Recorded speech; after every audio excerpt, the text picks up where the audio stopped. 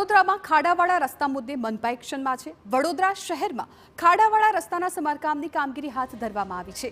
શહેરમાં જ્યાં જ્યાં તૂટેલા રસ્તા છે તેનું સમારકામ શરૂ કરાયું છે। જો વરસાદ નહીં પડે તો 3 દિવસમાં ખાડા પૂરવાની અને સમારકામની કામગીરી પૂર્ણ થશે। વડોદરા મનપાના કમિશનરે વિવિધ વિસ્તારોની સ્થળ મુલાકાત કરીને સમારકામની સમીક્ષા કરી હતી। મનપા કમિશનરે કહ્યું કે રસ્તા અંગે મળેલી ફરિયાદોનું અમે નિરાકરણ કર્યું છે અને હવે વરસાદનું વિઘ્ન નહીં આવે તો 3 દિવસમાં રસ્તાના સમારકામની કામગીરી પૂર્ણ થશે। लगभग 6000 प्लस कम्प्लेन्स अमने मળી હતી। આ કમ્પ્લેન્ટ્સમાં રોડ રસ્તાની લગભગ 1000 પ્લસ અમે સોર્ટ આઉટ કરીને અત્યારે ફૂલ જોશમાં જ્યારે ડ્રાય સ્પેલ મળે છે ત્યારે રોડ રિપેરની કામગીરી અત્યારે હાથ ધરવામાં આવી છે।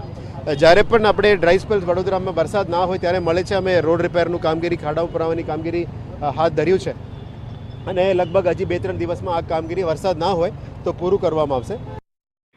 તો બીજી તરફ વોર્ડ નંબર 12ના કાઉન્સિલર મનીષ પગારે વોર્ડના અધિકારીને ઉધડો લીધો હતો અને કહ્યું હતું કે વોર્ડના અધિકારીએ અમને મનપા કમિશનરની મુલાકાત અંગે જાણ ન કરી। સાથે તેમણે કહ્યું કે જો મનપા કમિશનરની મુલાકાત અંગે અમને જાણ કરાઈ હોત તો અમે સ્થાનિકોની સમસ્યાથી કમિશનરને અવગત કરત।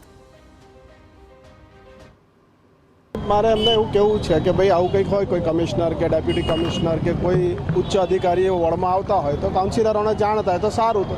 તો આની સાથે સાથે અહીંયા જે બીજા સમસ્યા હોય કે બીજું કોઈ સમસ્યા હોય તો એની અમે રૂબરૂ જાણ કરીએ। હા, એટલે મને એક કાર્યકર્તાએ જાણ કરી કે મનીષભાઈ આપ દેખાતા નથી કે વિસ્તારમાં કમિશનર સાહેબ આવ્યા છે તો મેં કીધું આવું છું, કંઈ વાંધો નહીં।